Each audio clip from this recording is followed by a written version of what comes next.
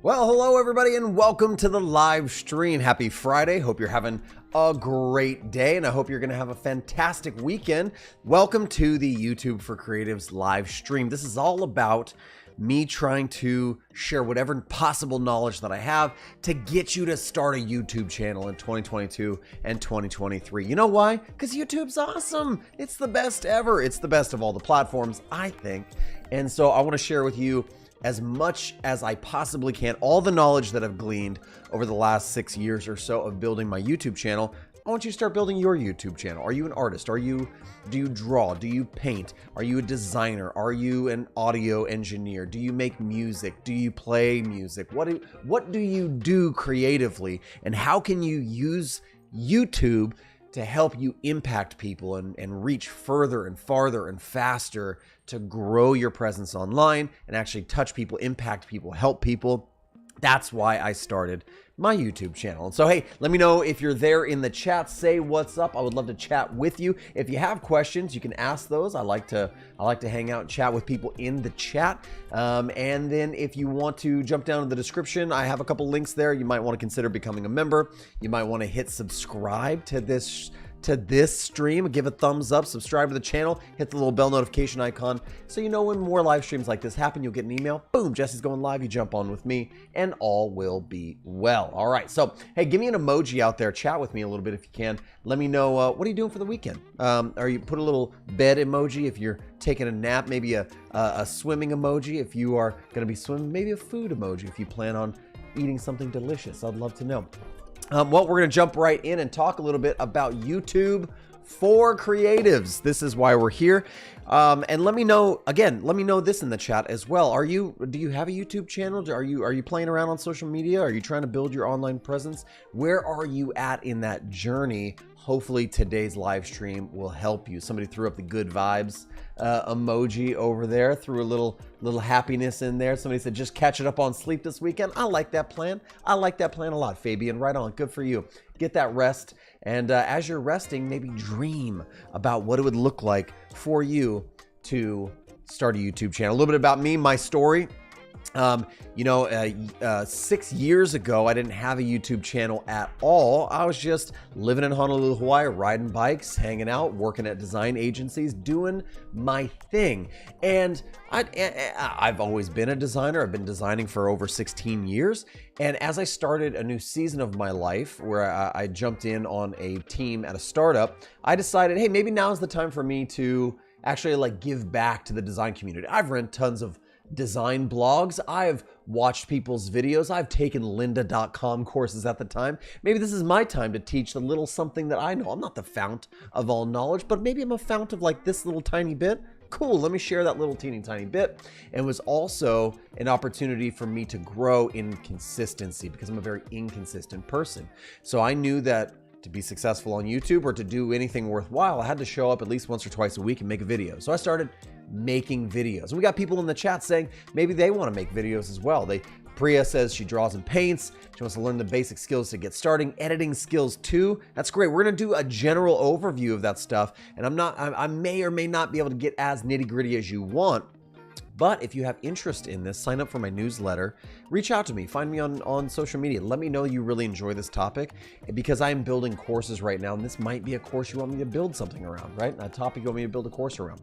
So somebody says, Abdul Aziz says, planning to start a faceless YouTube channel. We'll talk about that too. You don't have to be face on camera like this. If you are not into that, you could totally start a different type of YouTube channel. And I'll show you some examples of YouTube channels that do that and are quite successful and have a huge impact. And so that's just a little bit about my story.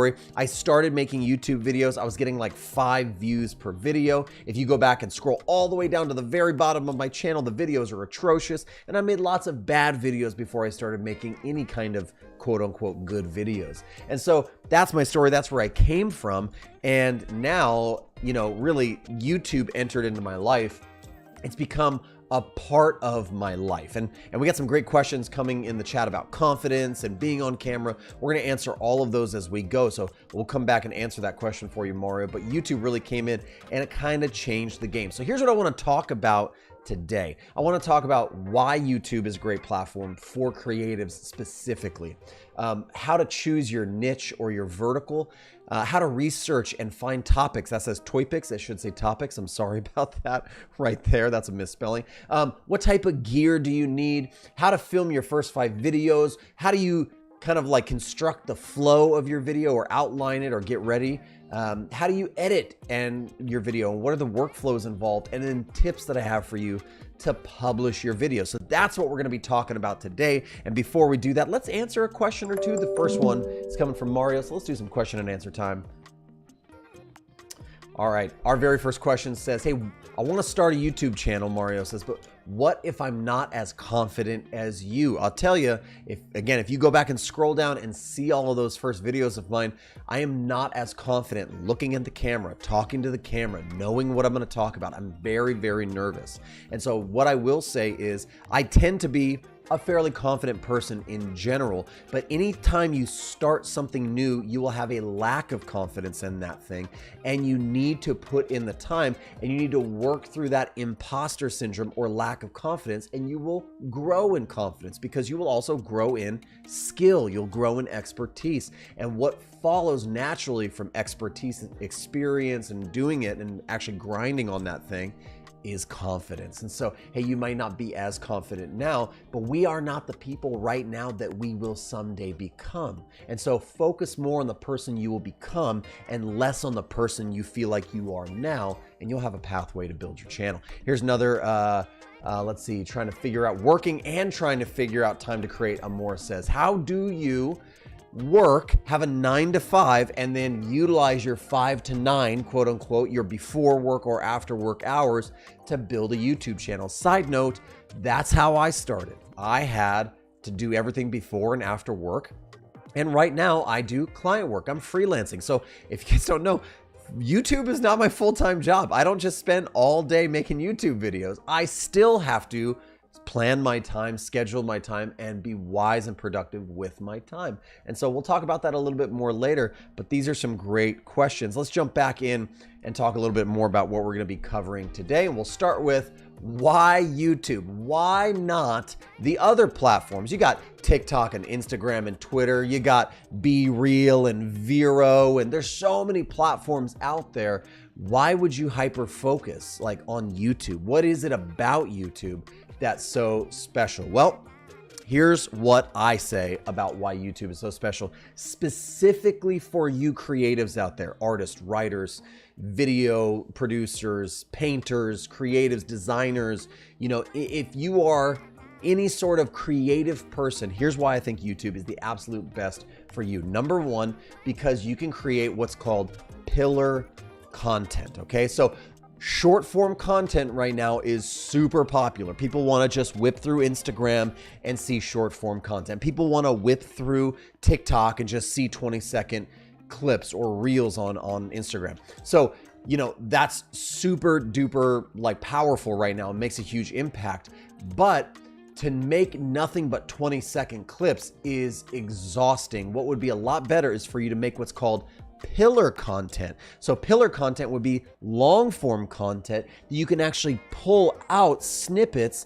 of all that short form content. So now you have both. So for instance, I'm recording this live stream right now. This live stream is a piece of pillar content. It's long form. It has lots of value inside of it. Hopefully you think that's true. And then from this piece of pillar content, I can pull out the audio for a podcast. I can pull out clips for YouTube. I can pull out clips for Instagram. I can transcribe it for a blog post. And so it becomes the center, the focus, the pillar of all that you do, and you can funnel and filter it out however you see fit, and however the market and technology changes, you'll always have your pillar content to fall back on. That's actually just working smarter, not harder. It's putting in the hard work first and then utilizing it after the fact. And so I love the fact that it's pillar content. Number two, on YouTube, you will get to monetization quicker. Do you want to make a living from your creativity? Do you want to have a side stream of revenue or income? Do you want to have passive income or some sort of side hustle? You will get to making money on YouTube faster than you'll get to on any other platform. You will not make money as quickly on Instagram or TikTok or any of the other platforms unless you are specifically talking about sponsorship. The possibility, the potential of you becoming a YouTube partner and getting 1,000 subscribers and starting to monetize on ad revenue, and then using all of those videos of yours just to live on your channel and consistently make you money over the years. That is much more possible. You see my dog walking around in the background. That is much more possible on YouTube, okay? And so if you are thinking, man, it'd be nice to make a little bit of extra money. I'm constantly selling my time for money as a creative. Maybe you're a designer, or maybe you do illustrations or something and you're hired to do that. You are literally selling your time. YouTube is a way for you to do something once, post that video, and as the years progress, you will continue to make money off of that single piece of content. I'm going to pull up an example for you right now of a single piece of content that has helped me make money over the years. Okay, so I'm just going to pull this guy up real quick and let's go to it. All right, I'm going to actually just show you real deal, my YouTube channel, real YouTube numbers. Okay, this is a video that I made. Gosh, when did I make this video? It was gotta be back in, let's go back to the details of this. It was posted on, let's just go look. Let's just go look and see. When was it posted? It was posted a long time ago. Yep, that's not being very helpful, is it? A long time ago. If we can get past this Target ad that I'm showing you ads inside of my live stream. No, we don't want that at all. But let's go and skip this ad. Okay, October 1st, 2018. You can see right there, this video was posted. Do you see that? Okay, so this video has been around for 4 years. I made this piece of content one time, okay? And now let's go to the analytics for this video. This piece of content has reached in its, let's go lifetime here. We'll go in its, since upload, since its lifetime, it has had 15.1 million impressions, okay? It has had 979,000 views. Almost 1 million people have viewed this piece of content, this one piece of content that I made once and put up on YouTube, and boom, there it is. And the revenue that I've had from the lifetime of this video is $14,000 from one video that is 8 minutes long. It might be 12 minutes long. This one video has made me a total of $14,000 over its lifetime passively. I have not had to go back and resell it, restructure it, redo anything to it. It's one piece of content. Now that's a very successful piece of content with almost 1 million views. Not all your videos are going to be like that, but I have some videos. If you think about this, and I'm going to go back, let's just look at it in the last 28 days. Let's look at it with a little bit more context here. This video has made me $136 this month. Wouldn't you like $136 in your pocket? Okay, now that's one video. I have close to 500 videos on my channel.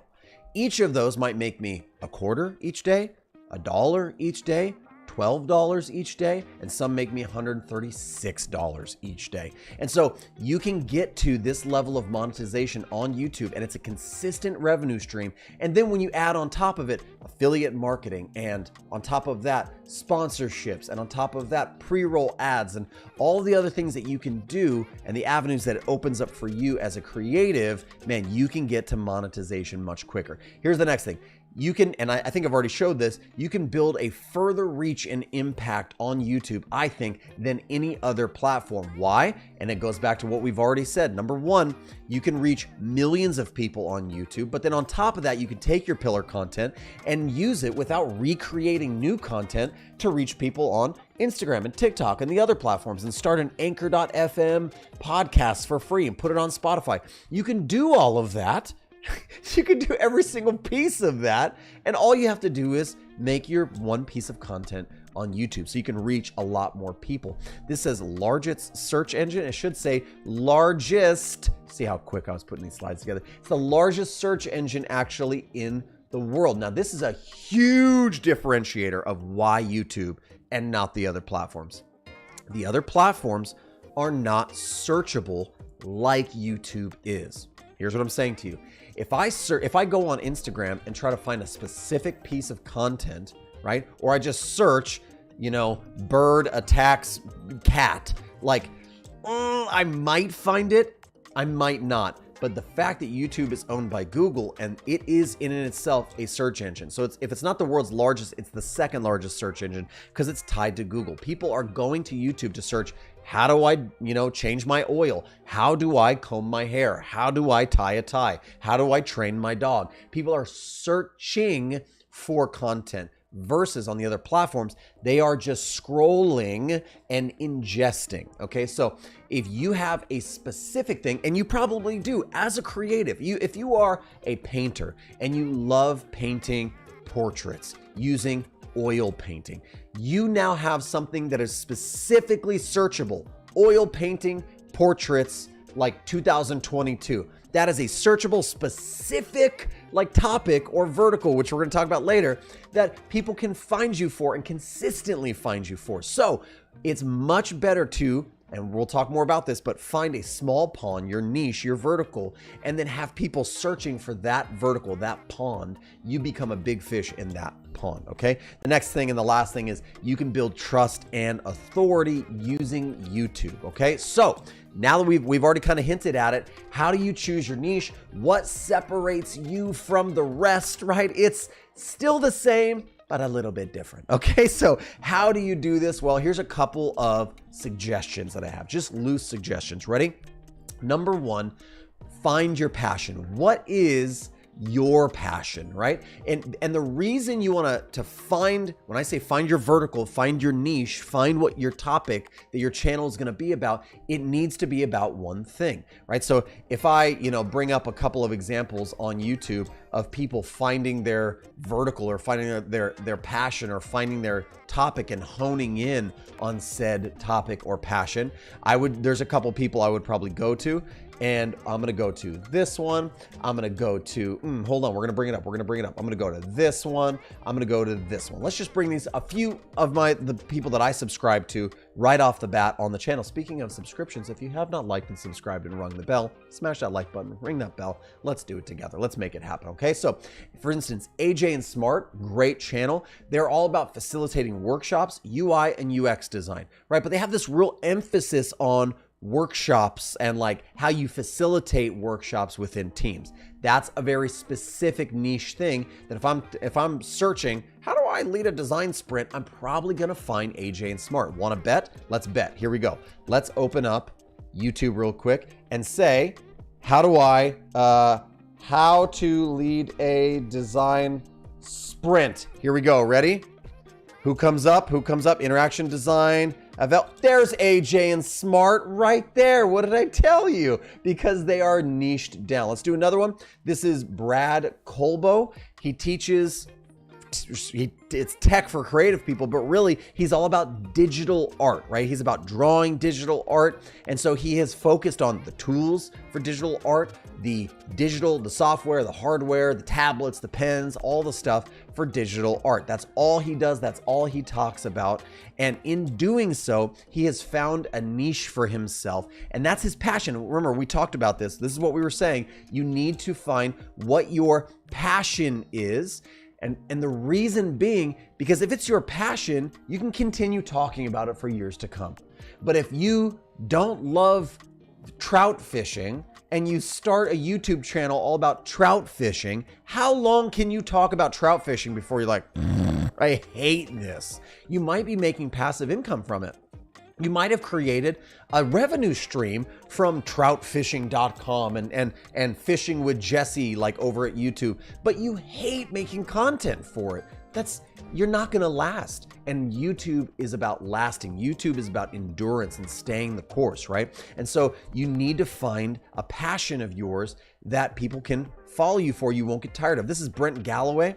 He's all about yes, a designer, just like me. Freelancer, yes, just like me. But specifically, he talks more about designing t-shirts because that's what he does. That's his niche. And so you'll find so much about, sketching and making music merch and laying out badges for t-shirts and mock-ups for t-shirts, because that's what he does. He can talk about that all day. Also, side note, when we talk about what is your passion, right? Brent designs merch for bands every day, right? That's what he does. So the content flows freely from it. He doesn't have to go out and stir up a bunch of content. If I wanted to talk about designing t-shirt like merch, like I'm gonna have to go create stuff and like do it from scratch. But I can talk about UI design, UX design all day, because that's what I do on a daily basis. So the topics flow freely from me. They connect with my audience. It is my passion. I'm not gonna get tired of it,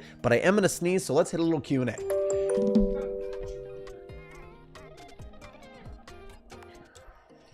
I tried to sneeze so quietly off the screen. All right, we got a couple comments here in our YouTube comments. We're streaming this right now to Behance, Twitch, and Facebook. Fabienne says, nice, I was thinking about doing that and sharing my content on every possible platform. He wants to use pillar content. That's the way you do it. There is also some software out there, some web applications. You can create your piece of long form content, upload it, and then it will chop it up for you. I can't think of the names of them right now. I don't use them, but that is an opportunity. That's the thing. Christian says, hey, Jesse, awesome content as always. Can you talk a little bit about your gear for filming videos and streaming? Oh, my man, Christian, coming up, sir. We're going to get there soon. These are great questions we will be answering throughout the stream. This is in my opinion, a value-packed stream that if you're like, I want to start a YouTube channel right now, watch it and rewatch it. I'm just trying to give you everything you need to get started, not necessarily to master, okay? Next thing that has to do with choosing your niche. What can you bring to the table that is different, okay? What can you bring to the table that is just a little bit different? There's a lot of other UI design, UX design, web design channels just like mine. So what can I bring to the table? Well, a few things can be my personality, my brand tone, maybe my style of making videos. So a couple of things about that. Like you'll notice that I'm not the real serious kind of guy. I'm happy. I talk with my hands a lot. This is who I am in real life when you meet me. That's one thing I can do, is kind of be a little bit playful, tell a joke here or there, and try to be the helpful guy that serves a specific audience within my niche. So I'm not Chris Do. I'm not going to teach you how to sell a $50,000 logo. That's not my vibe. That's not who I am. I'm not going to teach you how to turn your 6-figure business into a 7-figure business. I'm going to teach you how to learn the tools to get in the industry, get started, and start either freelancing or working at a place that you love. That's what I'm going to teach you. So that's a differentiator for me, right? Chris Do doesn't teach any Figma 2022 tutorials. Here's how you get started, because that's not him. So this is me, right? So you are different. That's the thing you bring that's different to the table. Another thing might just be your style, your vibe, like how you edit videos. Maybe you always do, like, maybe you're not on camera. Maybe you are on camera. Maybe if you've seen my intro, it's like boom, da-da-da, boom, like it's real fun. It's silly. That's my vibe, right? So what can you bring different to the table? Maybe you would find, and here's a little cheat out there, maybe you find other people who are making similar content to you, but they're always 15 to 20 minutes. Can you do that content in 3 to 5? Maybe that's your differentiator. I follow a really great board game channel called 3 Minute Board Games. 3 Minute Board Games, is that what it's called? Yes, here they are. Check it out. I follow this channel called 3 Minute Board Games because I love board games. And there's a lot of channels that teach you how to play board games or review the newest and the coolest board games. But this guy always does it in 3 minutes or so. Look at this. Here's this board game in 3 minutes and 43 seconds. So if I just want to get an idea of what the game is, he's doing it for me in 3 minutes. See how it's the same content, but just from a different angle. That's what you're looking for. What is your differentiator? What's your angle? And then the last one is just maybe a little bit of encouragement. Just be one step ahead, right? A lot of people think, I can't make a YouTube channel. I can't start a YouTube channel because I'm not an expert on it. No one's asking you to be an expert on it, but are you one step ahead of somebody? I'm not claiming to be the end all be all of freelancing and UI design. Like there's dudes like Chris Do and Michael Jonda and Ms. Co and all these dudes who are on YouTube who have way more experience in freelancing, right? My good friends Jen and Amy Hood from Chutzpah Design, I did an interview on my channel. They are way smarter than me at freelancing. They've written books about freelancing. I haven't. What right do I have to talk about freelancing? Well, maybe I'm just one step ahead of you. Maybe you don't know how to put a contract together. Oh, I know that. I can help you do that. Maybe you don't know what a proposal is and how to like, barter with a client or bargain with a client or to hold on to your value. Maybe you haven't read Blair Enns Win Without Pitching Manifesto. I have. I've gleaned some knowledge from that. So you don't have to be the expert, right? You just need to be one step ahead of somebody. Are you one step ahead of where you were last month or last year? You're probably one step ahead of somebody else, and you can help that person who's one step behind you, okay? And so these are ways that you need to think about it, and let's put it all together. Right, for me, I focus on UI and UX design. I'm the friendly, happy guy. I love tools and design, so I talk a lot about tools. I serve the junior to mid-level designer, not the senior creative director, been in the game for 30 years, and I love helping people get started, right? That's me putting it all together. That's my channel. That's my angle. That's my passion. And so what's your passion? What people, what group, what season in somebody's career or life or place creatively can you help? So maybe you're a painter and maybe you don't paint Rembrandts, but you paint some pretty nice Bob Ross landscapes, right? Maybe somebody else is just getting started and they really want to paint, but they're just like, they're just so overwhelmed when they walk into the art store with the canvases and the brushes. Can you just teach them the difference between a fan brush and a different brush? Can you teach them the difference between watercolor and acrylic and oil? Can you teach them that, right? And figure out what's your angle, what's your differentiator. And now we need to figure out what gear to use. So to answer your question, Christian, yes, let's talk about gear to use, what to start with. Okay, so quick story. I started with, I have a habit of going out and buying the biggest and the best. And when I started YouTube, I couldn't do that because the biggest and the best is very expensive. So I bought a Canon, if I believe correctly, a Canon M50 was my first camera. Canon M, I think it was an M50. Yeah, it was this one right here. This was the first camera that I bought, but not this one because this one's really expensive. I bought it, I think I might have bought it used on eBay for like $299, okay? And it came with a stock lens, a 15 to 45. This was my first camera, but not for $699, used. I bought this, a used, little cheap DSLR like camera that I didn't know how to use. And that was my first camera, okay? So, but let's talk first a little bit about cameras, okay? So I would say don't get an expensive camera. You don't need to buy something that you don't know how to use and is overkill for you right now. You just don't need it. So don't go with an expensive camera. If you're gonna buy a camera, consider buying a cheap camera. You can get a decent camera for $250, for $300. If you're like, I don't even have $250 or $300 to get a camera, then start with your phone. If your phone has a camera, this is good stuff. This camera, well, I just got a brand new camera, but let's say you had an iPhone SE or an Android, you can do, look at this. You can create content right here, just like this, with your camera. You don't need a tripod, or with your phone, you don't need a tripod, you don't need a microphone, you don't need anything. You could just start with this. And somebody out there is going like, what? But your production value, other people's production value, go back and watch my first videos. I didn't do live streams.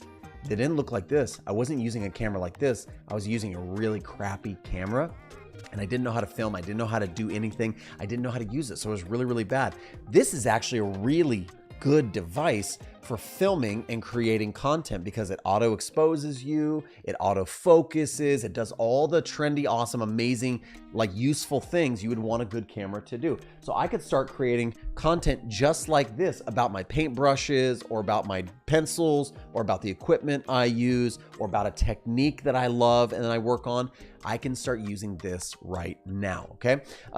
You don't need, you'll hear people say like 4K is so great. 1080 is all you need.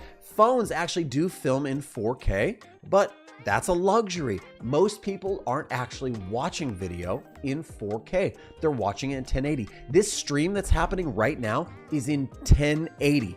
That means it's not 4K being sized down. It's 1080. It's a standard size. That's it. So you don't need super duper 4K, 8K, whatever kind of video. Just start with 1080. It's real simple. That's all you need. Lighting, and I have the worst spelling of all time, lighting and lenses actually make a camera. Did you know that? So that first camera that I bought, that Canon M80, that cheapo little camera, had a decent stock lens. My first upgrade for the camera was not to go out and buy a new $2,000 camera, but it was to buy a $500 lens that went on that camera. Okay. And just so, if you're wondering, here, I'm going to grab something real quick.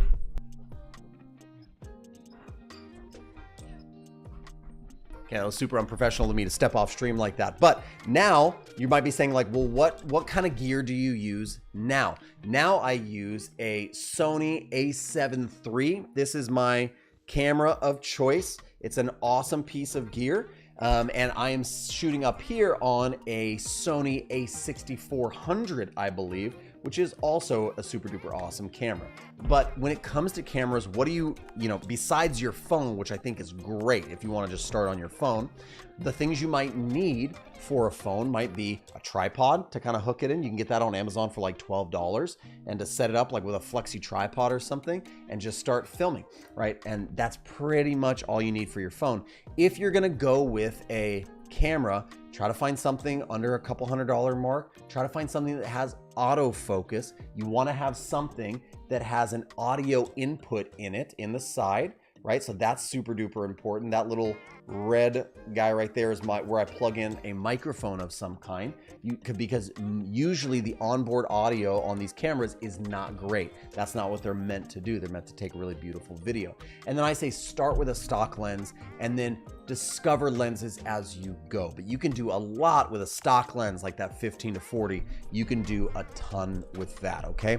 But lighting does actually make such a big difference when it comes to filming videos that let's talk about lighting next, okay? Natural light is, I can't spell at all. I'm so sorry, you guys. Natural lighting is the easiest and cheapest light that has ever been known to man. Right now, I'm in this studio of mine with the blinds pulled, and I have certain lighting and I have cool lighting behind, but none of that matters. When I first started, I would actually just go to the office that I worked at the time early in the morning, and I would just film next to the windows. There's a couple of basics when it comes to lighting. So you have like what's called a key light, a fill light, and you have a rim light. So I'm gonna just look this up really quick. Video, lighting, basics. I wish I would have already had this image pulled up for you guys, but this is what we are talking about right here. Yes, let's pull up this image and pull it up like so, and hopefully we can look at it. Okay, cool. Let's check this out. Okay, so these are the basics of lighting, okay? You have your key light, right? So for me, my key light is actually happening here, and I have a little remote, so you'll see what happens when I turn my key light off. This is bad. I have no main light that's the key point of light on my face. And it's best for it to come from kind of a top and side direction to kind of just key in on one side of my face. It makes a little bit of a shadow here on this side of my face. It's a nice drama. It feels good. It's better than just full frontal lighting like this. That's not great. Off to the side, the more to the side, the better, right? Just a little bit like that. That's nice, right? Bring some drama.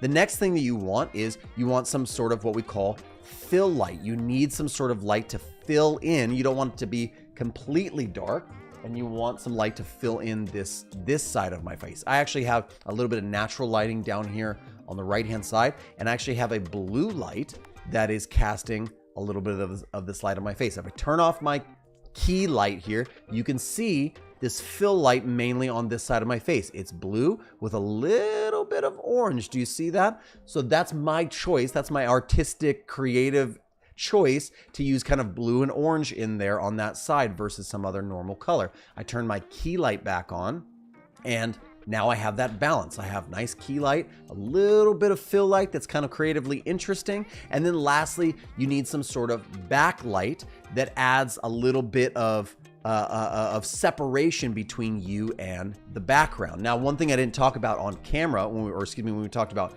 cameras, is how do you get this, what we call the bokeh background blur. That's called depth of field.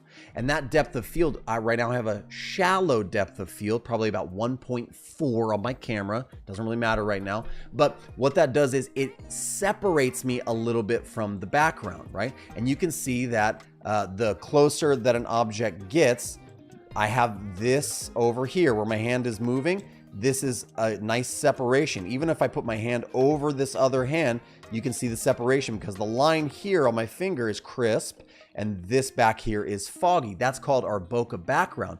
So that helps to separate the subject, me, from the background. And if you can't do that well, lighting is also a huge help. So I don't have a traditional ring light or backlight, but I do have some interesting ambient lights in the background that you can see right here kind of separate my head and other elements from the scene. Do we see that? So those are intentionally put back there, not just for like funsies, right? They're back there intentionally to give a little bit of that separation along with this background blur. And so that's just a quick lesson in lighting and how you can use lighting, but natural lighting really is the best. You can film a lot of videos with just natural lighting. So use your window.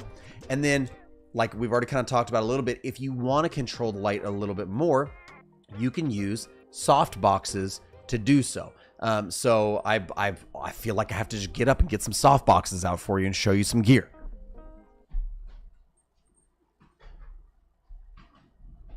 All right, this is a soft box, and these are newer SL60W soft boxes. They're constant lights.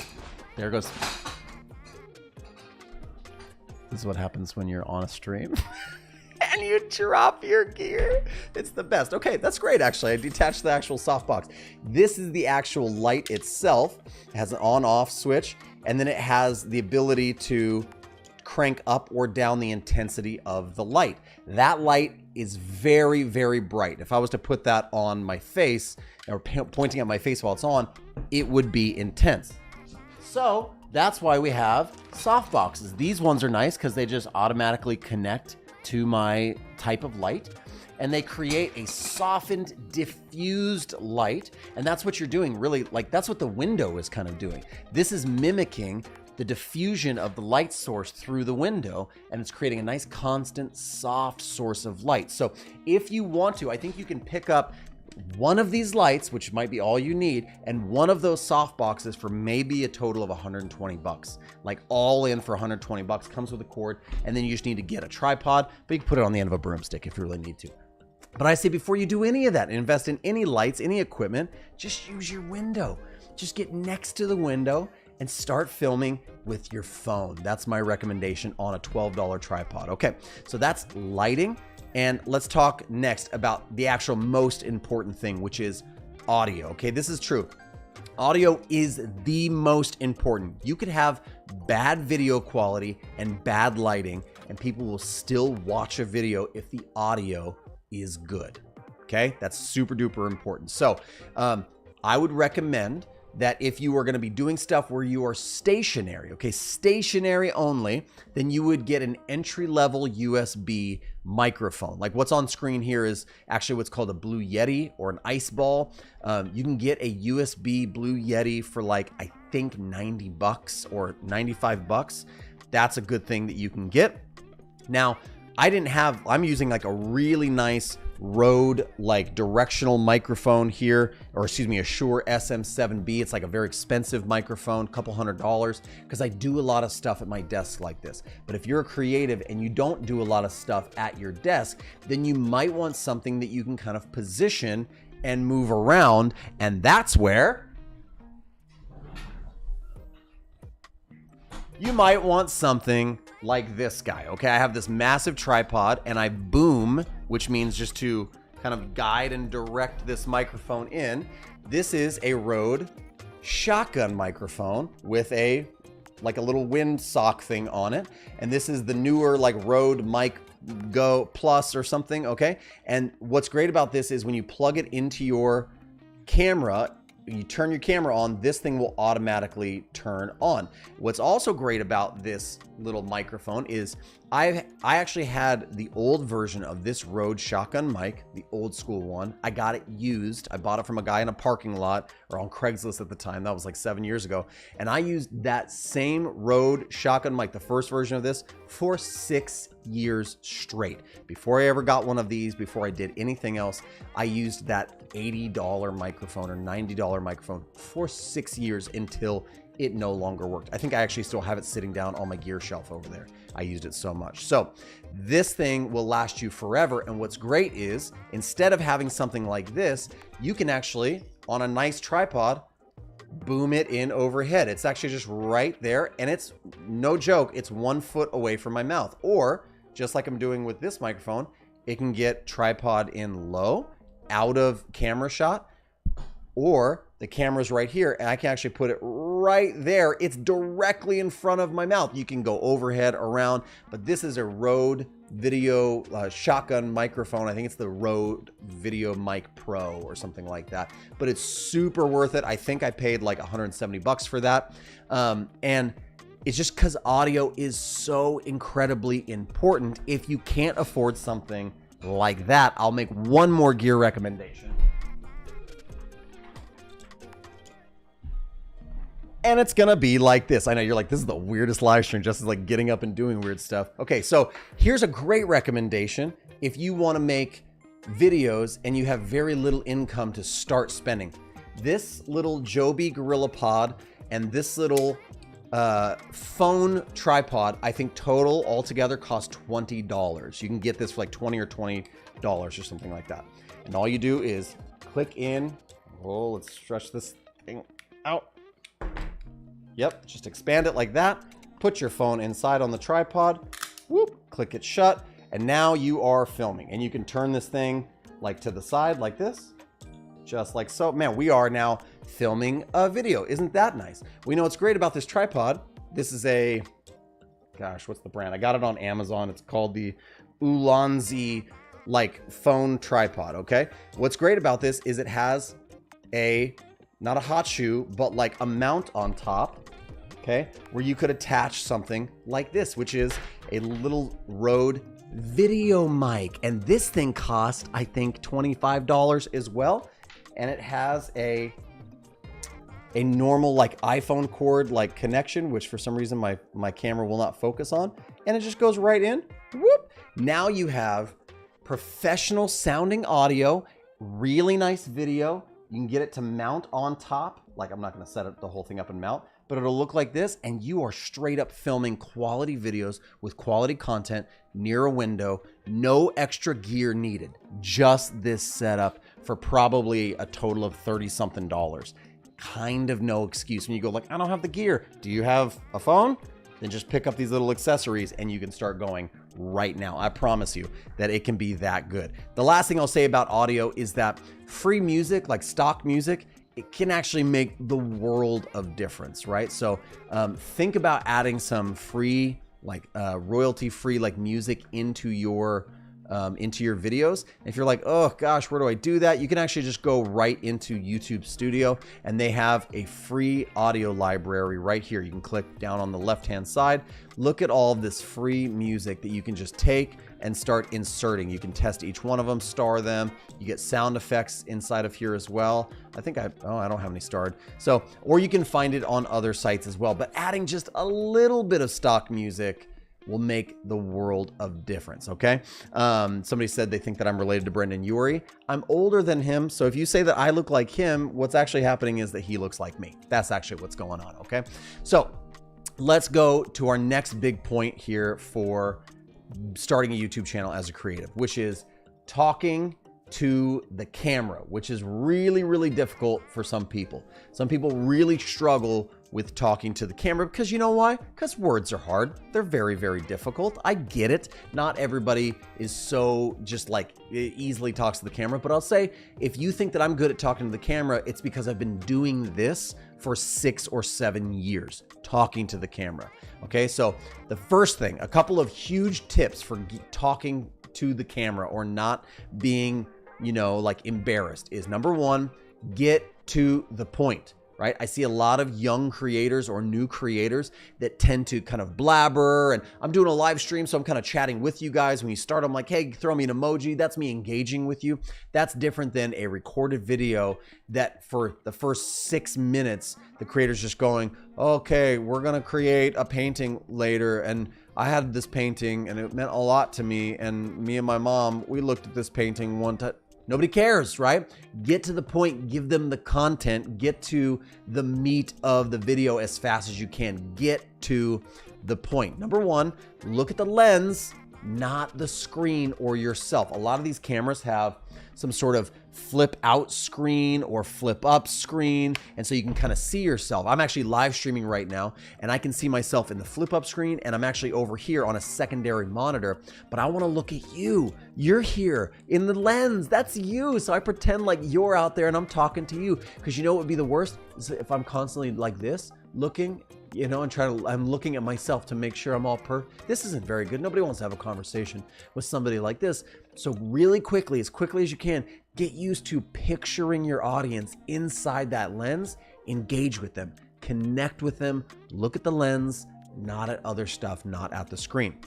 Next one, be yourself. Don't try to be somebody else, okay? You are awesome. And you have all sorts of amazing nuances and tendencies and personality. That's you. So don't try to be like me. Don't try to be like somebody else. Don't copy other people. Be like you. If you're serious, be serious. If you're funny, be funny. If you're silly, be silly. If you're quirky, go on, be quirky. You do you, right? And so get used to being yourself. Get comfortable in your own skin. And I tell you, sometimes it's very hard to be comfortable in front of people you don't know or in front of a camera that you're not really used to. And so the last tip I have for talking is to make 10 bad videos and post each one of them. Here's why. You're like, oh, the cringe of people seeing my awkwardness. But if you don't make 5 to 10 bad videos and just post them, you will never have anything to grow from. If you make a video and go, oh, I'm just so awkward, delete. And you make another one, oh, I hate the way that I'm doing that, delete. It's okay. Like, go back and look at my first videos. We might even just do like a quick little watch party of some of my first videos. They are brutal, dude. They are so bad. I'm so scared and I'm like looking at the lens, but just post the thing anyways, because what you need is repetitions. What you need is reps of trying it, attempting it, failing, and learning. The only way you can learn is if you fail and grow. That's it. The only way that muscles build is if you tear them down so they build back up. The only way that the plant grows is if the seed dies and the soil is strained, right? It's the only way for you to grow in this endeavor of creating YouTube content is to put it out there. So I say, make 10 bad videos. Don't try to make them bad on purpose. If you're just amazing from the start, awesome, amazing, that's so good.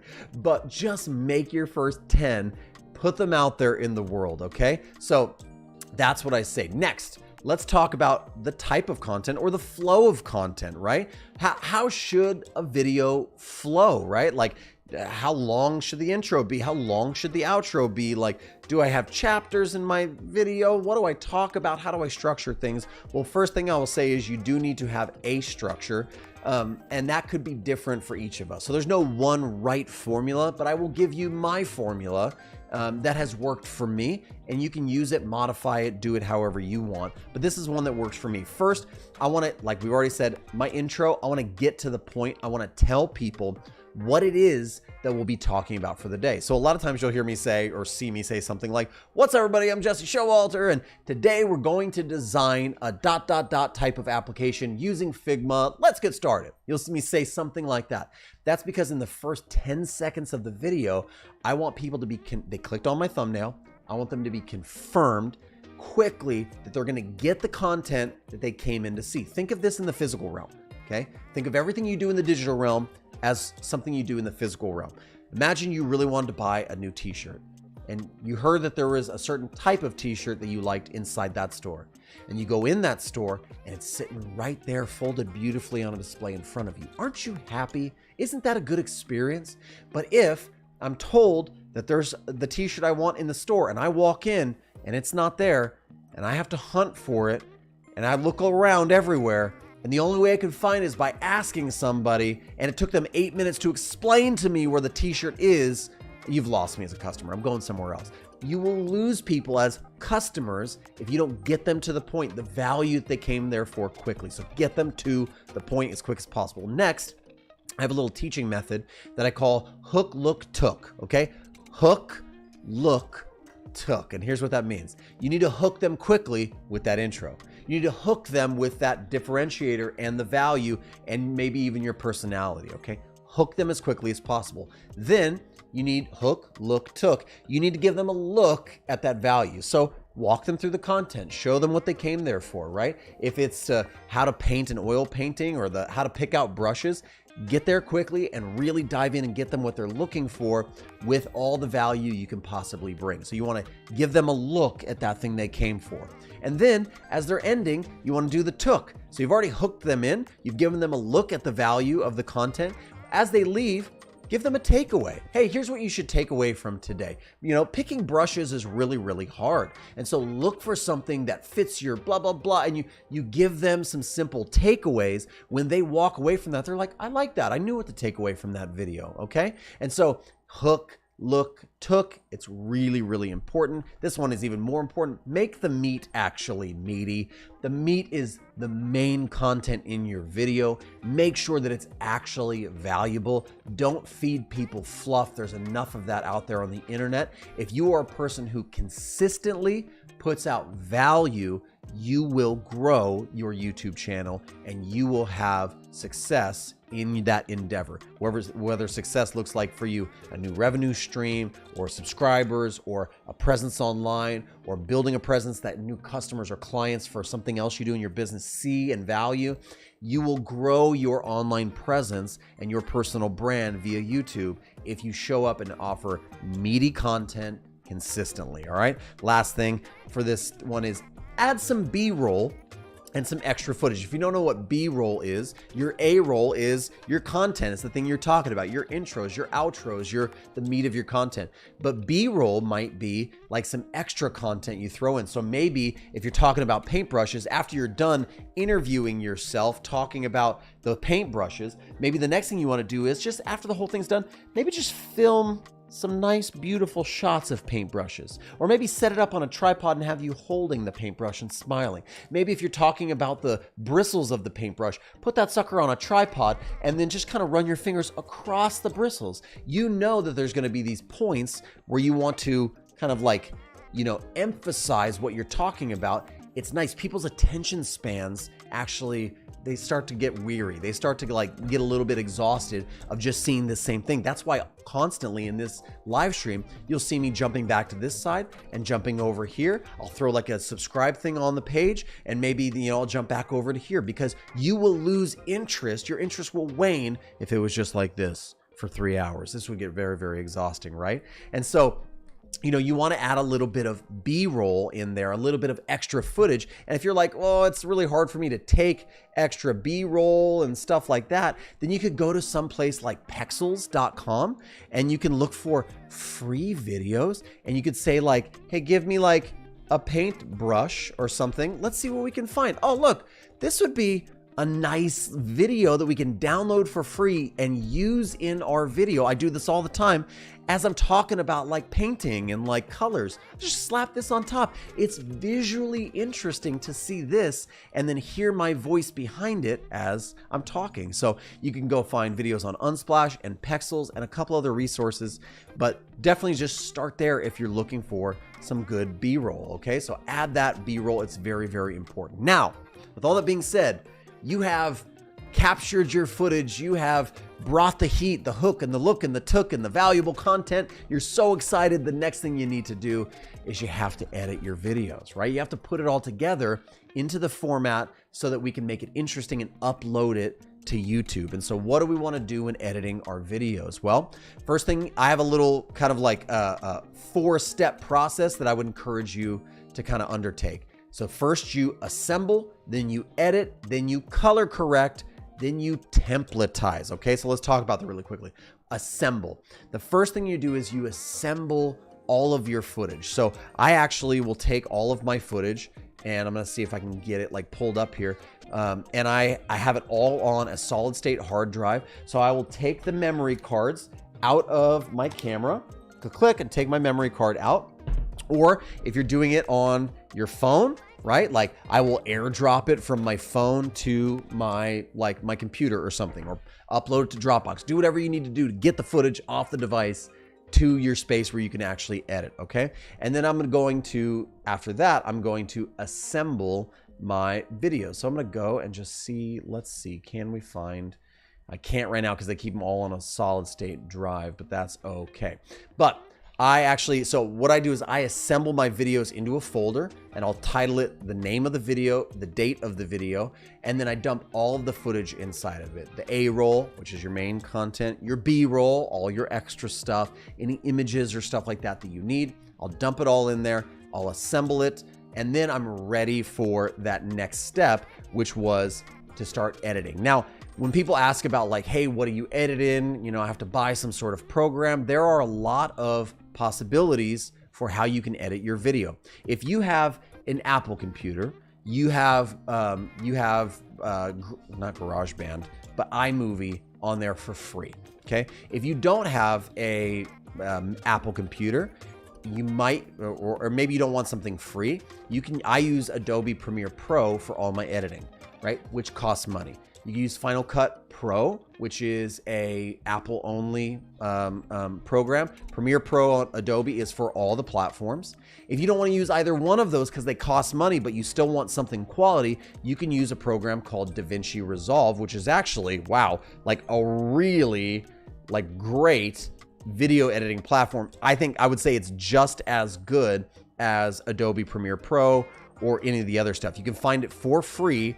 Blackmagic Design, who makes all the hardware consoles and everything for it, and you have DaVinci Resolve. They're on number 18. It's a free download, and it's a full-blown like video editing space with color correcting and text and typography and all the bells and whistles. It is an amazing, really like an amazing software. I cannot believe that it's free. The reason it's free is because it plugs in with all of the professional grade hardware. So people who are like professional editors, they'll use DaVinci Resolve and then all of the hardware stuff that comes with it. But you don't need the hardware. You could just use it on your PC or your Apple computer, which is amazing, right? So you need to have some sort of program, free or paid, to start editing your videos. Now, I'm gonna see if I can open up Premiere Pro and just show you like some quick stuff about editing. I'm not gonna spend a lot of time on editing because that is like a massive, like a really, really massive topic. We could spend hours talking about editing, but there's a lot of great videos online. You can just look, hey, whatever program you're gonna edit in, give me the basics of Premiere Pro, give me the basics of DaVinci Resolve, and maybe I will release some of those. And as we're uploading or opening up Premiere Pro really quickly, we got a couple of questions, good questions that are coming up in the chat. All right, Fabian says, do you use scripts for your content or just bullet points, as the scripts can be used for blog content too? So that actually, I do not use scripts. I don't do manuscripts or use scripts or write things out completely. I do what are called deep outlines. So it's not just bullet lists. It'll be like kind of like a bullet list, but maybe a couple of notes alongside of it. I do deep outlines. The reason being, if I am going to turn it into a blog post, I'm going to transcribe the audio from the video into blog format, and that's more of a personality thing.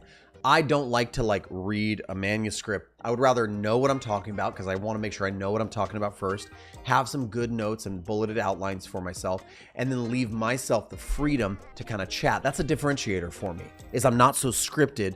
Like I'm here talking with you guys and all of a sudden I'm like, drop my lights, go do stuff. It's part of who I am, right? So I like the freedom to roam and speak and tell stories and things how I want to in my videos, and then chop those videos up later how I see fit. So some people do use manuscripts, some people just use outlines, but I think you definitely need to have some sort of plan, right? An outline, a script, something before you start filming your content. Otherwise you wander. So that's something we didn't cover. Thank you for bringing that up, Fabian. Have some sort of at least an outline before you get started, okay?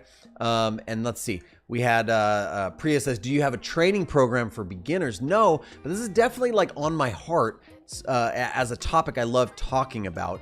So if you're interested in this, sign up for my newsletter because I'm really thinking about putting together a course that's in depth based on this content, YouTube for creatives, because I want it to be specifically for you, how to build your YouTube channel, your online presence for your creative passion to really, I mean, it's done so much for me in my creative career. I want it to do the same for you. Jessica says, at the moment, I only use my iPhone with wireless microphones, but it does the job well for me at the moment. And since it's a small audience compared to you, by the way, I love your channel. Thank you so much. Really, honestly, there's a lot of people who are using just their phone and just some sort of cheap microphone or a wireless microphone. Like all of those things work great. And at the end of the day, I just can't say this enough. If the content is sound, if the content is valuable, people will like it. People oftentimes blame the slow growth or lack of growth of their YouTube channel, their social media, right gear, and it just doesn't look good enough. And if I had a $2,000 camera, I'd be the next Casey Neistat. No, you wouldn't. No, you wouldn't. There's probably a pretty decent chance that people aren't watching your content because people don't like your content, right? And so that brings up another good point before we jump into editing, which is at first, you need to make content for people, right? So when we're finding our topics, gosh, why didn't I mention this? I'm so sorry. We're going to kind of go back here a little bit. But when you are like figuring out what topics to start making content on, and you need to go to YouTube and use it as a search engine to find what topics you need to make content on. So maybe you love painting. Maybe you want to start a painting channel. I'm going to say, oil. I'm going to just start typing in oil painting. And I get lots of topics here. Look, topic suggestions. The reason they're jumping to the top is because this is what people are looking for. And the algorithm is saying, you probably mean this because this is what most people are looking for. Look, so oil painting for beginners, tutorial, portrait, oil painting time-lapse, oil painting techniques. If I say oil painting for beginners, I get step-by-step, oil painting beginners, flowers, oil painting for beginners, supplies. Each of these is a topic for you. And all you have to do is write these down, right? Add your differentiator. And even if you want to go even a little bit more, do some digging. Go, okay, what is oil painting for flowers showing me? Okay, what kind of results am I getting? I'm getting oil painting for beginners, step-by-step flowers, pro tips for painting, right? Okay, great. So each of these are getting like 30,000 views, 160,000 views, top tips, 10 things I wish I knew before I started oil painting. That's a great video. Look how much traction this dude's video is getting. 306,000 views in a year. That's amazing. You know what I'm going to do? I'm going to do something really similar. 10 things I wish I knew before I started oil painting, or 10 things to know as a beginning oil painter, but I'm going to make my video 9 minutes long. I'm not going to make my video 19 minutes long. I'm going to have a rad thumbnail just like him. I'm going to shorten it. I'm going to watch it and learn some cues from him. What does he do? I want to make sure that I do mine different. Don't steal content, make your own content, obviously, but I'm going to make the better mousetrap. I'm going to do the better version of what he's got. Now, quick little note about finding topics, because I should have mentioned this. I'm so sorry. You can find a great tool called TubeBuddy.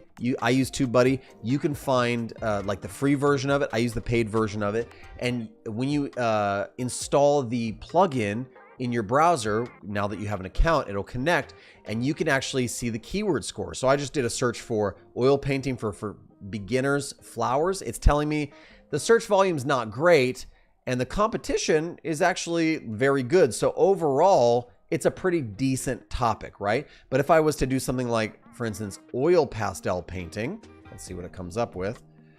Okay, so now we've done oil pastel painting for beginner flowers. Look, now it's saying, hey, the search volume is better. The competition is lower, so it's much more excellent, right? And so this is a much better topic for you to create videos. Okay, so that's a little tip, a little tool that you can use for free to start actually understanding a little bit more. But just in general, at the beginning, you have to make the content that other people want. Other people in your vertical, in your niche want to see. Here's the truth. Ready? I love vlogging. I love daily or weekly vlogging and showing people my life. When I put a vlog out right now, nobody watches it. I have 270 something subscribers. I might get 800 people to watch that vlog. But if I put out a video still to this day that says, Figma 2022 Masterclass, learn everything you need to know to start designing websites with Figma, that's going to get 20, 30, 40, 50,000 views. I just know it. And more views lead to more subscribers, lead to more momentum for your channel. I make a lot of content now on my channel that I just personally believe in, right? And I'm not doing everything for my subscribers always. Sometimes I'm just making them for me. Like just recently, I released, here's like 5 books that changed my freelancing career. I was really passionate about that one. I released that one. It's not going to get as many views. That's okay. But look, when I review Adobe Express, 9,000 views in a month, right? Okay. If I I'm really passionate about I like hardware. I don't do a lot of videos about hardware, but when I say Mac versus PC, I get very few, 3,000. But if I do something like, for instance, Figma widgets or responsive web design, 20,000 views, 9,000 views. So you see, making content for other people at first is very, very important. Then later on, you can start mixing in more things that just you and you alone are passionate about, and people will come along for the ride with you. But at first, start by creating, okay, the content that other people are passionate about. Okay, let's jump into Premiere Pro. I'm not going to do a whole editing section, but this is basically a video editing software. A lot of them are really, really similar. You would come in, you would start a new project, you just name it, create it. That's fine. Let's replace the last one that was called Untitled. It's going to do its work. My laptop is going to burn like a jet engine. Okay, and we're going to start dragging in all of my content into something like this, which is my project bin. And well, let's see if we can do we have any video anywhere to bring in? Let's see. Let's find a video, shall we? Okay, let's go.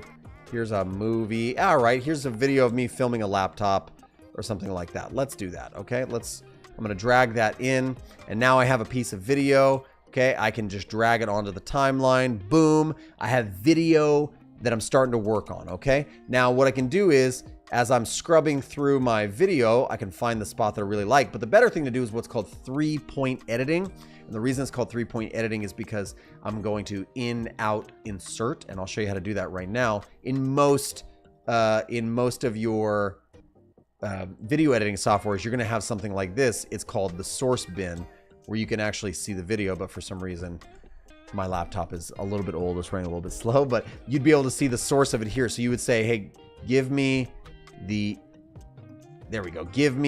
in spot of this video. I like that. And then I want the out spot. So instead of just dragging the entire video here, we have the source. This is our source material. I'm just going to press period, and it just drops that source material that I've timed into my project. Great. So that's what we want to do. We want to bring in, we've assembled all of our clips. We drag them all in. We open them up into our source monitor right here. And we say, okay, I like that part and that part right there. IO, in, out. We want to place it right there on the timeline. Boom, period. We pop it in. And now we have this great movie that we're making, all right, about a laptop or something. Okay, so that's really the first steps. Is you need to learn some editing process for a while.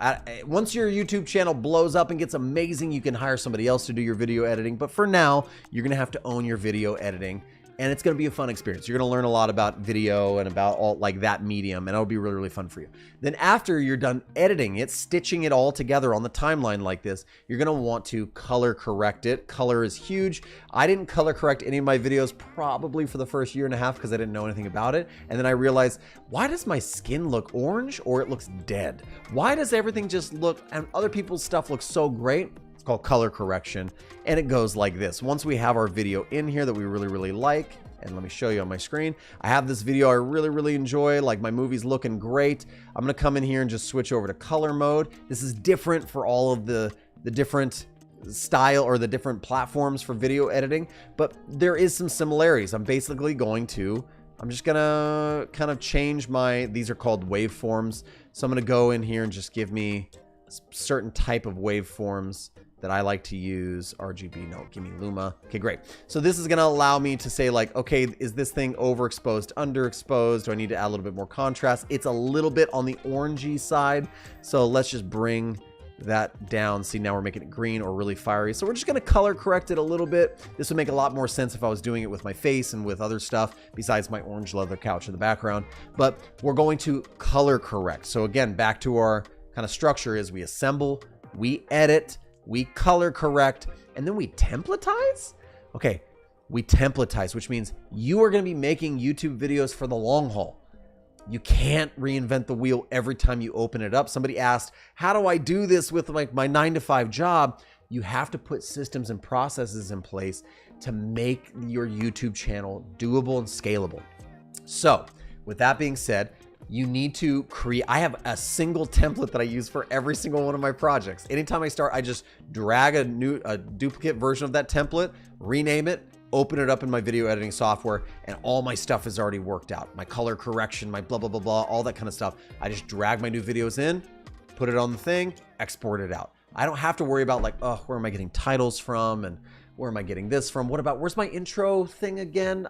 It's all baked in. So you want to assemble, edit, color, templatize, work your template so everything is staying consistent. Okay, then we need to talk about publishing your content. I know some people out there are like, can you dive deeper, go deeper into like that thing? I can't, because it's not a full-blown course. Okay, so I want to make a course for you, I think, but for now, this is just like a really large kind of overview, a 10,000 foot view of you creating your content. So once you've edited it, you've exported it, we're good. We now need to publish this content and get it out there. Okay, so when we publish content, there's a few things that are really important, right? The description, the tags, adding chapters, cards, and end scenes. Okay, and you're like, what the heck are you talking about? In YouTube, it's very important that as you are uploading content, each one of these pieces of content has those elements inside, right? So if I go back to here and I go to content, let's open up my content. Let's open up this video from a couple years ago. You can see that this is the title of your video, right? The thumbnail, I don't have time to talk about that, but your thumbnail needs to be banging, needs to be awesome, needs to grab people's attention. You need to have a good, catchy title that's honest, but also catchy and grabs people's attention.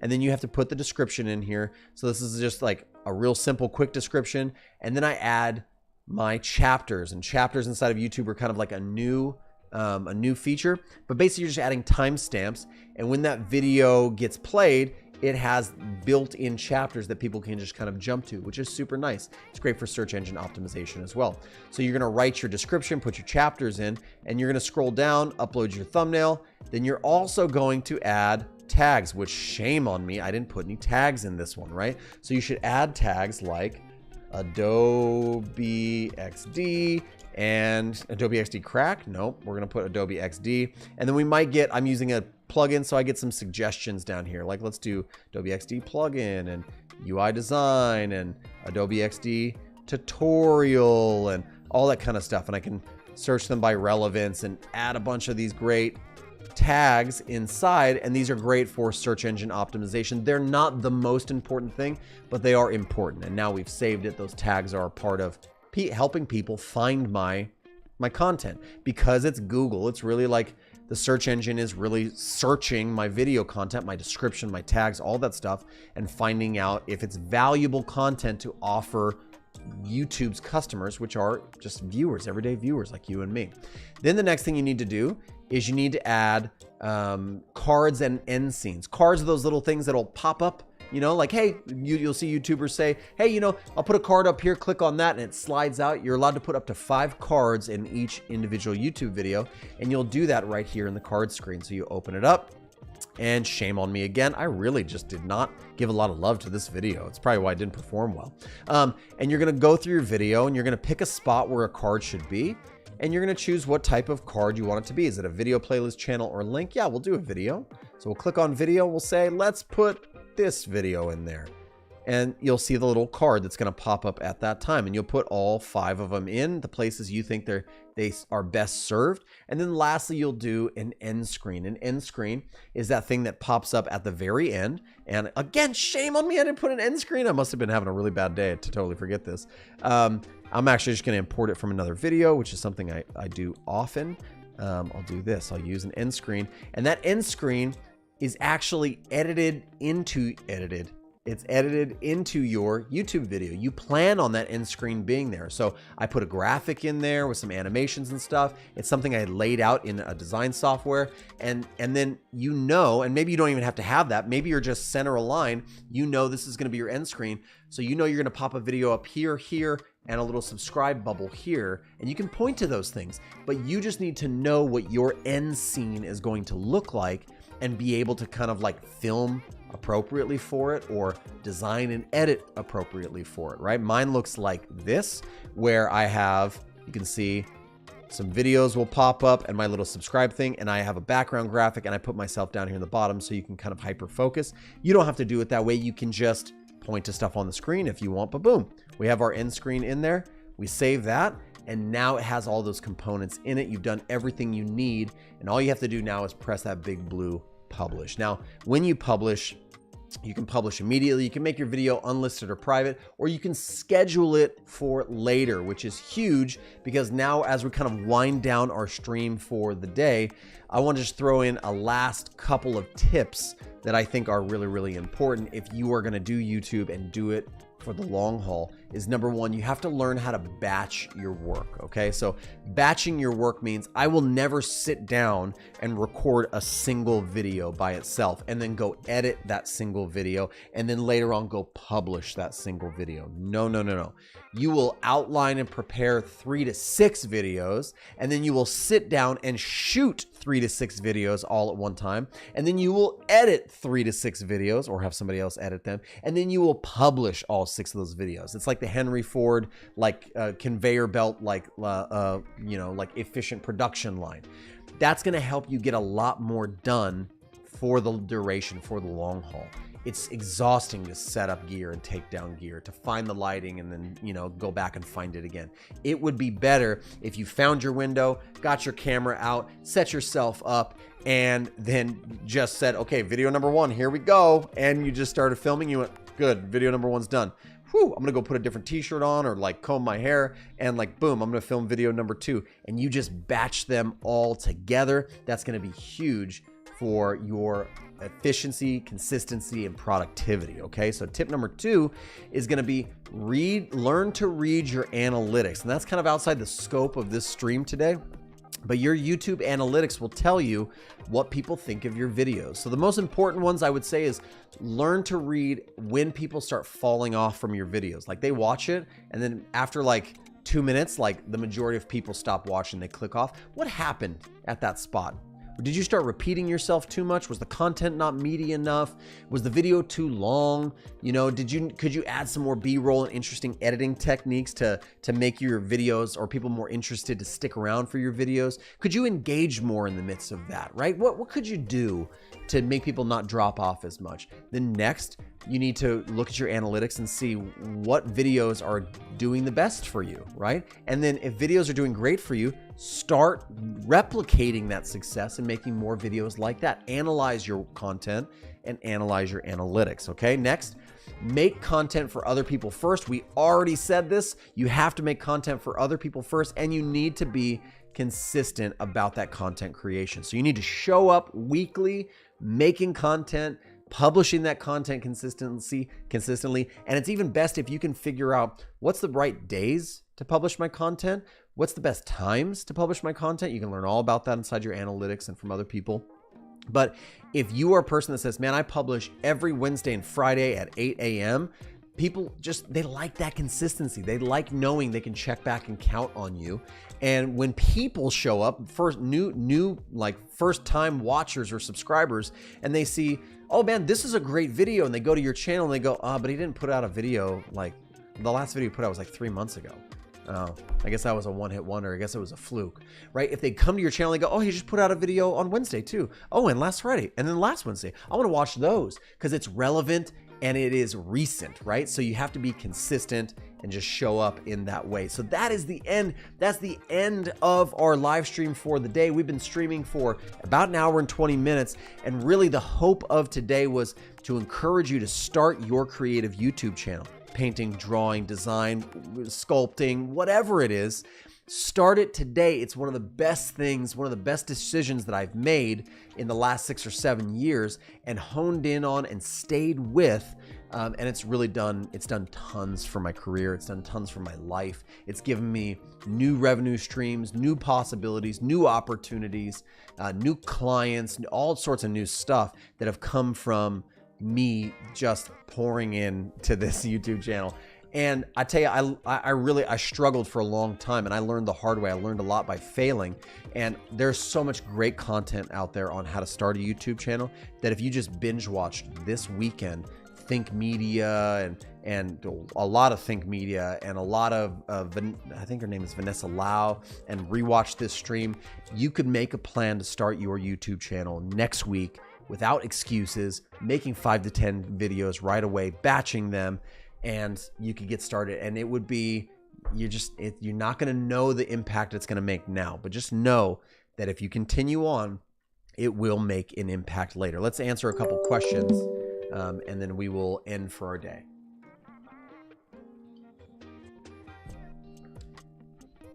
All right, we got a couple of people asking some questions in the chat. And if you have more questions about YouTube, about content, about creativity, ask me. You can ask me anything right now. I would love to answer your questions.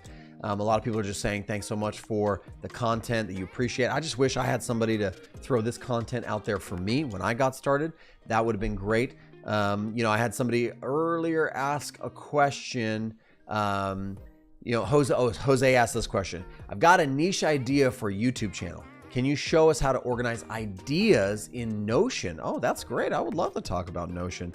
Absolutely. Let me show you how I actually lay out my content calendar and I organize my content inside of Notion. Okay, so I'm going to open up my content dashboard. I'm here inside of Notion. I have a separate space called my content dashboard. I'm going to hide this side thing here. And you can see as I scroll down, I actually have a content calendar, and I have I can see it in like a table form and also in calendar form. And then I have a bunch of resources over here on the side. And I have different ideas for content that I want to create that I haven't scheduled it yet, but we can look and see each one of these is a page. Each one of these pieces of content are a page. And I would go in and, for instance, like let's click on this one. So I just released a video recently on how to become a better UI designer in 10 minutes. And I pulled a bunch of UI designs that I had created, and I just pulled those into points. And so this is the extent of my rough outline. It's point 1 is using colors. And the reason I don't have any more things to say here is because I've talked about that a lot. I feel pretty confident talking about it. But then I have like the examples of what I'm going to do, like removing the borders and boxes, all this kind of stuff. And all maybe like the types of slides I'm going to use inside. And I actually say like, okay, this is a YouTube video. The interest in it is very high, and I'm going to go ahead and schedule it. So let's go back, and I just schedule it into my calendar. And then you can see like, let's see, where's a good example here? Like after I'm done, like I'll actually post any files or anything inside of it. I'm like lapsing on. There we go. Look, here's an example of like a really organized one. And this is one that I actually sent to my video editor. So this is a great example of when I have to be really organized. I actually lay out the video order. I say like, hey, like here is the body of the content. So it's gonna be the intro first and the body, and here's my main point. And I even say like, hey, this is the B-roll that I'm gonna use. It's titled this in the file name. Here's like the second point and the B-roll I'll use somewhere in there. here's my 3 points, and then I want you to add the outro, and then I film a little video, like just kind of describing how I want it all to be put together. So all that to be said, when I'm organizing each individual piece of content, I'll rough outline inside of there. I'll bring any inspirations or assets inside of that page. And then after I'm done, I'll make sure that I put it on my content calendar somewhere. And then I come back after the content is posted and I post a link to it inside so I can always reference back in my content calendar. And that's really just for me. But I do work with a video editor now quite often. And so I have to give him details of how I want things to be laid out. So, but a little bit more about like my Notion dashboard. All these things over here, I have, let's see, brainstorming YouTube ideas.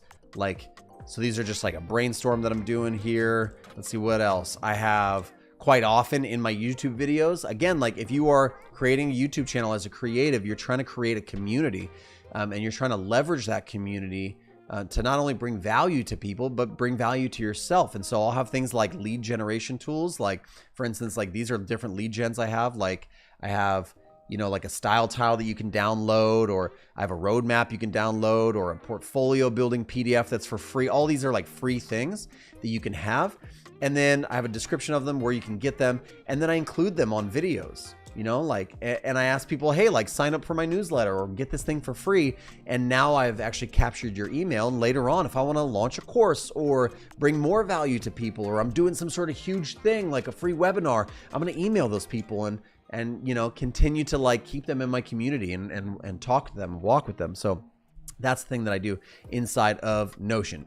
Christian Navarro says, how long did it take you to get revenue from YouTube? That's a great question. Let's actually, I might even just look at my analytics for that, but I'm pretty sure that it took me an entire year to go from 0 to 1,000 subscribers. And when you hit 1,000 subscribers is when you can start monetizing your channel, start running ad revenue on your channel. Okay. I didn't start really until, and I'm going to like double check myself here and find like, when is it that I actually started? Yeah. 1 second here. 1 second. Let's go to my channel. What's my first real video that I posted? I'm going to scroll all the way down here so I get the date, because I have like almost 500 videos now that I've created. And you can see, we might even just like watch one, because they're really bad back in the day. Look at the branding of my channel has changed. It's gotten more streamlined. Okay. This was 8 years ago. Let's click on it. And I actually think this one doesn't count. I don't actually count this one because I threw this one out there not knowing what I would do in 2014. So that's a bad example. Let's go back, because this was actually my first one was this one right here. Really, it was this one. Yep. Okay. So 5 years ago, what date was that? We're going to get the date on this. I wish I had the date right. January 4th, 2017. So it's been 5 actual years of trucking on YouTube. So let's go back here. Okay. So this is my lifetime analytics. Okay. You can see over the lifetime of my channel, I've had 12 million views, 861,000 hours of watch time, 273,000 subscribers where I'm at. And I've made, just on ad revenue alone, I've made $127,000 and some change over the last 5 or 6 years. Okay. Somebody said you could sort by oldest. Yeah, I should have just done that. That was stupid. So let's go back, because that was 2017. That was January of 2017. So let's do a custom lifetime. We can see, when did I start monetizing? So let's go let's go 1/1/2017 all the way to now. Let's apply, and YouTube is going to update all of that for me. Okay, so this is a very detailed view of how things are rolling. Okay, so you can see here, like, I mean, I'm getting, if that, like 50 views a day, like in January of 2017. Like, nobody's watching the content. I wish I could like really hone in, like we probably can, on the audience here, and go to the audience. Okay, we're at like, ooh, let's zoom out just a little bit. Okay, where are we at here? Returning viewers. Okay, like it was a real long, oh man, I don't get any of this content for 20. Okay, so we're gonna have to go back then. And really it's going to have to be here on the revenue side of things. So we're getting more views here, like 1,500 views on that day. Like, and this is across all my channel. I'm just going to speak generally. Like, it took me a year to hit 1,000 subscribers before I think I saw my first dollar, really before I saw my first dollar at all. So I would say if I started here in January 2017, it wasn't until, I don't know, maybe around here where I was starting to get like 2,000 views a day. That probably equated to me hitting 1,000 subscribers on my channel. And if I'm going to even go back, I think I made a video about it even on my channel, where, let's see, where did there's an exact time that thing happened. 10 tips. We did one on 1,000 views. Let's just search across my, 1,000. 1,000 subscribers. It happened 5 years ago, it says. So it happened, oh no, look at that. It hit July 26, 2017. So that's January, February, March, April, May, June, July, 5, 6, 7 months. Okay, it took me 7 months to hit 1,000 subscribers, and then I could start monetizing my channel. And I started seeing light amounts of, I mean, we're talking like, I think at first I was probably pulling in like $20 a month, maybe $20 a month, right? Now, like on average, and we're just talking about pure ad revenue here. And now I'm pulling in something like, I'm pulling in 3.5 or 4 grand on average, like per month of ad revenue only. But you don't make the majority of your money on ad revenue. You actually make the majority of your, unless you have insane amounts of views, you make the majority of your money on sponsorships and on other products and things that you are selling and doing, right? So that's why building your audience on YouTube is a place for you to push tons of value to people, but then leverage it and build value for yourself. So that was a great question. Thanks so much for asking that question. Yeah, it took me 7 months of daily, I would say almost daily work. And I would wake up in the morning, go to the office at like 5 in the morning and film for a couple of hours, come home at night and edit. And it took me a lot longer because I was making a lot of mistakes and learning as I went. But you, I think, like learn a lot faster and do a lot more. So yeah, Jula said receipts, LOL. Yeah, I just want to be really honest with you guys. I just want to be very, very honest with you guys and tell you what I do, how much I make off of it, you know, what kind of impact it's had on my life, and hopefully the impact that it's made on other people's lives. And here's something we don't talk about, and I want to end with this because we're about an hour and a half in. If you stayed this whole time, you're a beast, you're a boss. I love it. One thing we don't talk about, or I don't get the chance to talk about very much, is the joy that I get from the impact that I make on people's lives. When people write me and say, man, I watched all your videos, I did the things you said, it was a struggle for 7 to 10 months, but I finally landed my first job as a junior designer. I got my first freelance client. I made my first like dollar, like, or however much money, like doing design work. I'm actually getting paid for what I love to do. I was washing dishes and waiting tables just like you, Jesse. And now I am a web designer at an agency. Like, that is in and of itself one of the greatest rewards, like, of all time. It's that you just like me, you're no different than me. You have some sort of value. You have some sort of message, some sort of life experience, some sort of passion and angle that you've learned over your life that you are able to apply and offer to people and offer them value. And it's mind-blowing. You don't have to be the master. You don't have to have 10,000 hours of mastery. You don't have to be the best of the best. You just need to be one step ahead of somebody else, and you have value to offer people. And so I just encourage you right now, stop. If you've thought about it, if you've wanted to start a YouTube channel, stop making excuses. Pick up your phone or whatever you have in front of you that you can start making content.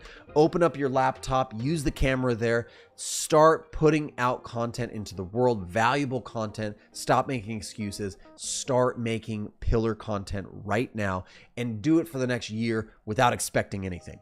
Don't expect anything in return. Just put out value into the world and see what happens. That's my challenge to you. And if you do that and you start your YouTube channel, would you just hit me up? Would you just email me or sign up for my newsletter or DM me on Instagram or Twitter or something and say, I did it. It's super scary. I'm going for it.